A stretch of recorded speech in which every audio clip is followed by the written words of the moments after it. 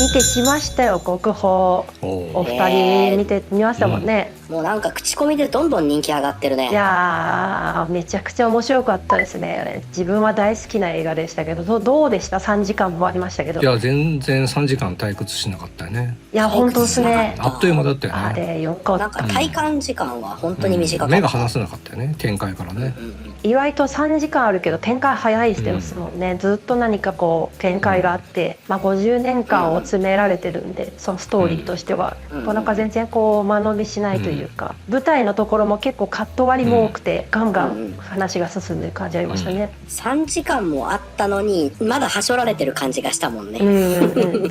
もっと見たいって。ここなんかもっとあったでしょ。もっと見せろ。郁井さんどうでした？いやすごく良かったね。なんかこういう映画ってありそうでなかったなって今まで思って、まあその、なんか伝統芸能のさ人の人生をさ、描いてる映画って、多分探せばあるとは思うんだけど、自分はあんまりそういうの見たことなかったんで、伝統芸能そのものをね題材にしてるものは映画今までいっぱいあるじゃないですか。ただそのね歌舞伎のしかも京都の方の歌舞伎じゃないですか。上方歌舞伎ですね。そうそれがねなんかすごく新鮮だったよね。あとはやっぱりこれ主役を2人いるっていう風に見たらすごく面白いねやっぱりね。これ単に菊王のさかわいそうな話だけだとさそんなに来なかったと思うんだけど、やっぱこう俊介とさ2人いるところがさすごく良かったね。兄弟の話ですよね。前半の子役からすごく良かったですよね。子役もすごい良かった。色気もあるしうまいし。色気ありましたね。色気あったね。滴る汗キラキラしてたね。いやでもやっぱ歌舞伎役者には絶対必要ですか。あとやっぱりなんかねやっぱ命をさこう分け合ってるようなさ、人間関係が続くじゃないですか。最初菊王がさヤクザの家でさ、お正月迎えてる時にさ、お父さんが殺されたりするんだけど、あそこもさなんか最初菊王の相棒がいるじゃないですか。一緒に舞台やってる相棒がいるじゃないですか。でそいつと入れ替わるように俊介が登場してくるじゃないですか。なんかこうだから命をさ入れ替えていったりさ繋いでいくみたいなさ。で途中でヒロインもさ俊介とくっついてそれで子供作ったりするじゃないですか。なんかこう血をつないでいったり命をつなぐみたいなさ見せ方があるじゃないですか。ああいうところもすごくなんか見ててよかったね。渡辺謙が演じてる名前なんだったか忘れちゃいましたけど、お父さんあれのお父さんの演技指導とかもそれですよね。こうなんか口伝って伝えていくんでしたっけ？歌舞伎って落語みたいなもんでしたっけ？実はよく知らなくて。歌舞伎は普通にもういろんなところに途中で田中泯さんのやってる国宝の人のやつを見に行ったりとか、その後にこう大人になってからも田中泯さんが人に教えを恋に舞台を教えてもらったりしてたじゃないですか。あんな感じでこうやっぱり同じ家の人のところで教え合ったり教えを恋に行ったりみたいな感じで結構やったりしてるらしいですね。長谷子詳しいね。いや好きなんですよ。歌舞伎好きなんですよ。実はこんな未来で。あとやっぱりやっぱり劣等感とかさ嫉妬がさ結構こう交錯するじゃないですか。でやっぱり襲名するっていうことでさ血筋とかさ父親とかっていうものが出てきた時にさ、自分が選ばれるとか選ばれないとか実の父であるとかないとかってさそういう話がずっと出てきてさ、こう血のつながりみたいなものがずっとさドラマの中にさ菊王がさ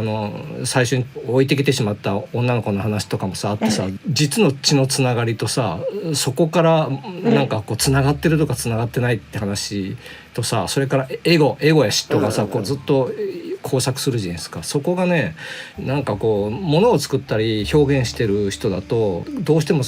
なんていうのか対峙するような感情みたいなものがうまくこう表現されてて、そこもやっぱりこう良かったね。芸か生活かっていうところがその2つがこう一致しないというか、特に菊王は生活よりも芸にどんどんどっぷりハマっていくっていうところの描き方とか、その監督のリー・サンイルさんもさらば我が愛、あの映画のようなものをいつか撮りたいと思ってたっていうのをなんかインタビューでも言ってて、あの映画もまさしくその芸でしか自分を成り立たせられないみたいな人の半生というか死ぬまでを描いた映画だったんで、確かに近いジャンルだなと思いましたね。チェンカイコーなんですよね、さらば我が愛。チェンカイ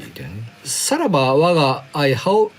ベッキーだっけにもうちょっとやっぱり似てるなと思ったのは、なんかこうそのようにしか生きられない人の話だよね。そういうだから選べなかったんだよね。だからいいとか悪いとかじゃなくって、もうそういう風にしか生きられないっていう人の話だよね。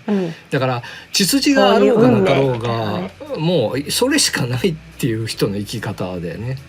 だからそれはなんかこういろんなアーティストとかクリエイターのさ結構こう心情と被るよね。もういいとか悪いとかじゃなくて、もう才能あるとかないとかじゃなくて、もうそれしか生き方がわからないっていうさ、そこでさ選ばれたりさ選ばれなかったりするってさ残酷なことがあるんだけどさ、もうそれも超えてさ、もうただやるしかないっていうさ。そこがまさしく曽根崎真珠をやった時に、菊王がこう舞台上にいる時に俊介がその春江と一緒に出てってしまうっていうところが、その自分の芸の中で生きている菊王とそれ以外のところに分かれてしまうというか、そういうところがすごい印象的なシーンではありましたね。あそこ辛かったな。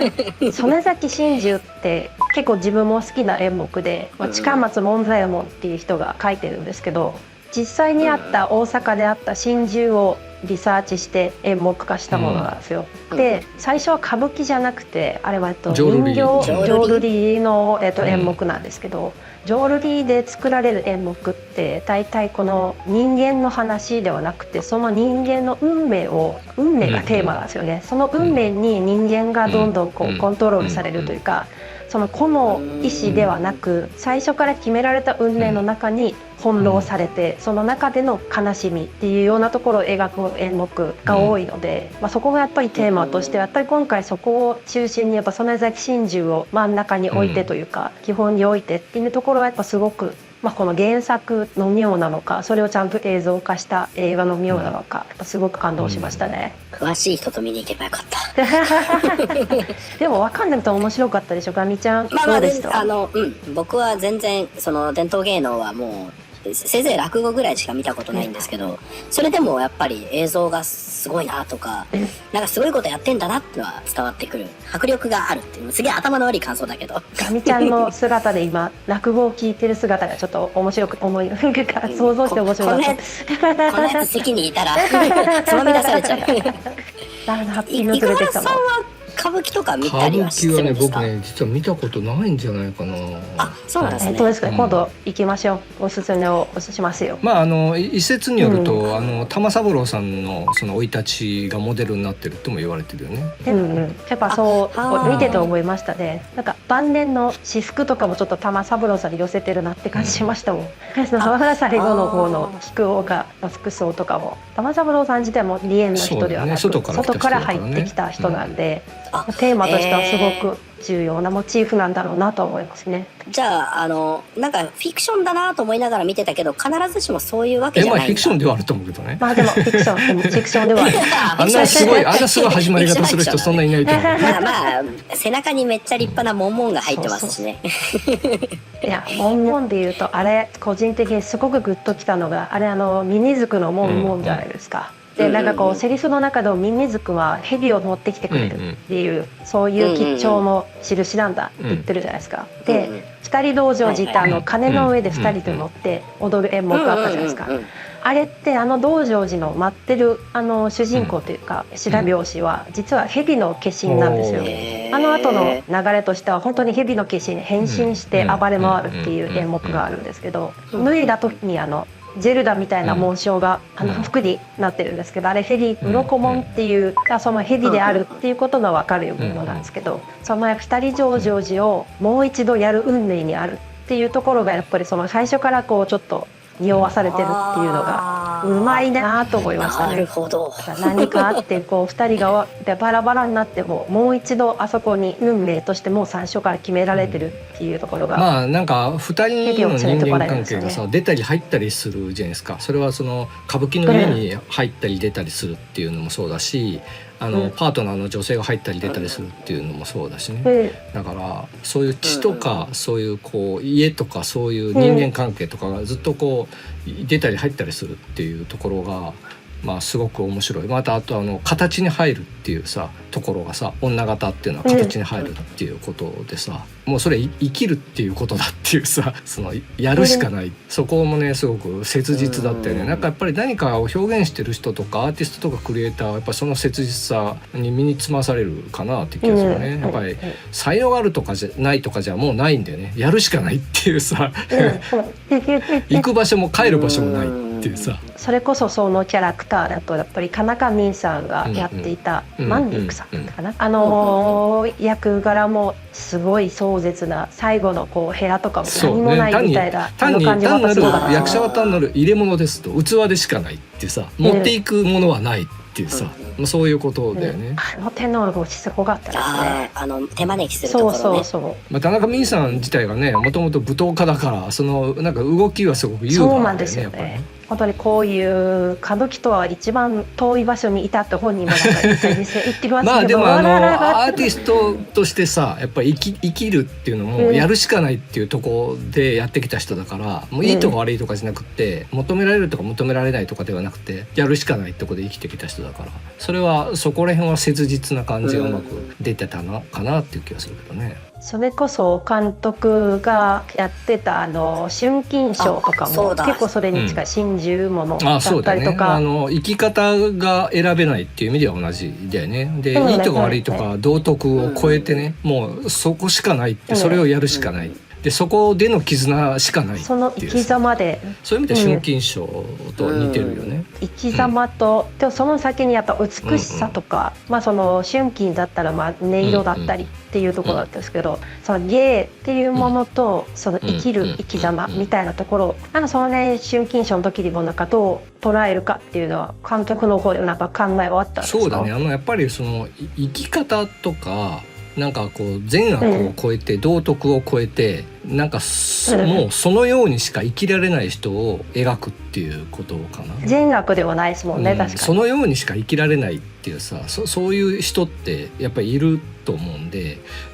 なんか表現者って突き詰めていくと、もうそこに行ってしまうのは必然だと思うんだよね。売れてるとか売れてないとかって表面的なことで、食えるとか食えないとかも表面的なことで、もうそのようにしか生きられないっていうのかな。でもなんか今のでちょっと国宝の中でいまいちこうピンときてなかった悪魔